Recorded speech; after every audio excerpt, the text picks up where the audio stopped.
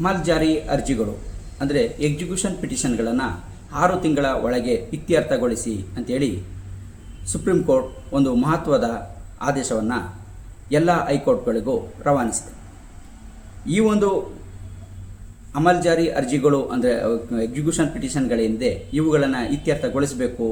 ಈಗಾಗಲೇ ಬಾಕಿ ಇರುವ ಒಂದು ಎಕ್ಸಿಕ್ಯೂಷನ್ ಪಿಟಿಷನ್ಗಳ ಮಾಹಿತಿಯನ್ನು ಕೋರಿ ಎಲ್ಲ ವಿಚಾರಣಾ ಮತ್ತು ಜಿಲ್ಲಾ ನ್ಯಾಯಾಲಯಗಳಿಗೂ ಹೈಕೋರ್ಟ್ ಸೂಚನೆಯನ್ನು ಈಗಾಗಲೇ ರವಾನಿಸಿದೆ. ಈ ಒಂದು ಅಂಶಗಳಿಗೆ ಸಂಬಂಧಪಟ್ಟಂತೆ ಪೂರ್ತಿ ವಿವರಗಳನ್ನು ನೋಡೋದಕ್ಕಿಂತ ಮೊದಲು ನೀವಿನ್ನೂ ನಮ್ಮ ಚಾನಲ್ಗೆ ಸಬ್ಸ್ಕ್ರೈಬ್ ಆಗಿಲ್ಲ ಅಂದರೆ ಸಬ್ಸ್ಕ್ರೈಬ್ ಆಗಿ, ಹಾಗೆ ಬೆಲ್ ಬಟನ್ ಪ್ರೆಸ್ ಮಾಡಿ. ಕಾನೂನಿನ ಅರಿವಿನ ಎಲ್ಲ ವಿಡಿಯೋಗಳು ನಿಮಗೆ ಮೊದಲು ತಲುಪುತ್ತೆ.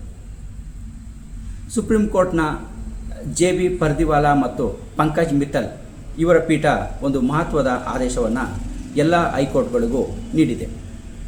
ಇದರಂತೆ ಈಗಾಗಲೇ ಪೆಂಡಿಂಗ್ ಇರುವಂಥ ಒಂದು ಎಕ್ಸಿಕ್ಯೂಷನ್ ಪಿಟಿಷನ್ಗಳೇನಿದೆ ಅವುಗಳನ್ನು 6 ತಿಂಗಳ ಒಳಗಡೆ ಇತ್ಯರ್ಥಗೊಳಿಸಿ. ಈಗಾಗಲೇ 3 ವರ್ಷ 4 ವರ್ಷ ಪೆಂಡಿಂಗ್ ಇರುವಂಥದ್ದು ಇನ್ನೂ ಇತ್ಯರ್ಥಗೊಳ್ಳದೇ ಇರುವಂಥದ್ದು ಆಘಾತಕಾರಿ ಅಂಶ ಆಗಿದೆ. ಸೊ ಆ ಥರದಲ್ಲಾದರೆ ಕೋರ್ಟ್ಗಳು ಜಡ್ಜ್ಮೆಂಟನ್ನು ನೀಡಿದ್ದು ಅವುಗಳನ್ನು ಎಕ್ಸಿಕ್ಯೂಟನ್ನು ಮಾಡಲಿಲ್ಲ ಅಂತಂದರೆ ಅದಕ್ಕೆ ಅರ್ಥ ಇರೋದಿಲ್ಲ. ಸೊ ಹಾಗಾಗಿ ಈ ಬಾಕಿ ಇರುವಂಥ ಎಕ್ಸಿಕ್ಯೂಷನ್ ಪಿಟಿಷನ್ಗಳನ್ನು 6 ತಿಂಗಳ ಒಳಗಡೆ ಇತ್ಯರ್ಥಗೊಳಿಸಬೇಕು. ಒಂದು ವೇಳೆ ಅದು ಗೊಳಿಸಲಿಲ್ಲ ಅಂತಂದರೆ ನ್ಯಾಯಾಂಗ ಅಧಿಕಾರಿಗಳನ್ನು ಇದಕ್ಕೆ ಹೊಣೆಗಾರನನ್ನಾಗಿ ಮಾಡಬೇಕು ಅಂತೇಳಿ ತನ್ನ ಒಂದು ಸೂಚನೆಯನ್ನು ನೀಡಿದೆ. ಸೊ ಅದರಂತೆ ಈಗಾಗಲೇ ಜಿಲ್ಲಾ ಮಟ್ಟದಲ್ಲಿ ಎಕ್ಸಿಕ್ಯೂಷನ್ ಪಿಟಿಷನ್ಗಳು ಏನು ಪೆಂಡಿಂಗ್ ಇವೆ ಅವುಗಳ ಒಂದು ಮಾಹಿತಿಯನ್ನು ನೀಡುವಂತೆ ಈಗಾಗಲೇ ಹೈಕೋರ್ಟ್ಗಳು ಕೂಡ ಮಾಹಿತಿಯನ್ನು ಕೋರಿವೆ. ಸೊ ಅದರಂತೆ ಈಗ ಮಾಹಿತಿಯನ್ನು ಪಡ್ಕೊಂಡ ನಂತರದಲ್ಲಿ ಈ ಒಂದು ಪೆಂಡಿಂಗ್ ಇರುವಂಥ 3 ವರ್ಷ 4 ವರ್ಷಗಳ ಹಿಂದೆ ಇಂದು ಕೂಡ ಎಕ್ಸಿಕ್ಯೂಷನ್ ಪಿಟಿಷನ್ಗಳು ಯಾವುದು ಪೆಂಡಿಂಗ್ ಇವೆ ಅವುಗಳನ್ನು 6 ತಿಂಗಳ ಒಳಗಡೆ ಇತ್ಯರ್ಥಗೊಳಿಸಬೇಕಾಗಿರುತ್ತೆ. ಸೊ ಹಾಗಾಗಿ ಎಕ್ಸಿಕ್ಯೂಷನ್ ಪಿಟಿಷನ್ಗಳು ಇನ್ನು ಮುಂದೆ ತ್ವರಿತವಾಗಿ ಒಂದು ಮುಕ್ತಾಯಗೊಳ್ಳುವ ಒಂದು ಅಂಶಗಳು ಇದೆ.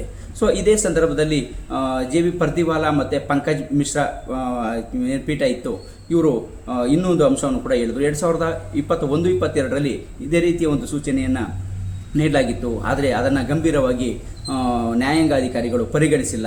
ಯಾಕೆ ಅದನ್ನು ಪರಿಗಣಿಸಿಲ್ಲ? ಸೊ ಹಾಗಾಗಿ ಈಗ ಅದನ್ನು ಪರಿಗಣಿಸಿ 6 ತಿಂಗಳ ಒಳಗಡೆ ಇತ್ಯರ್ಥಗೊಳಿಸಬೇಕು.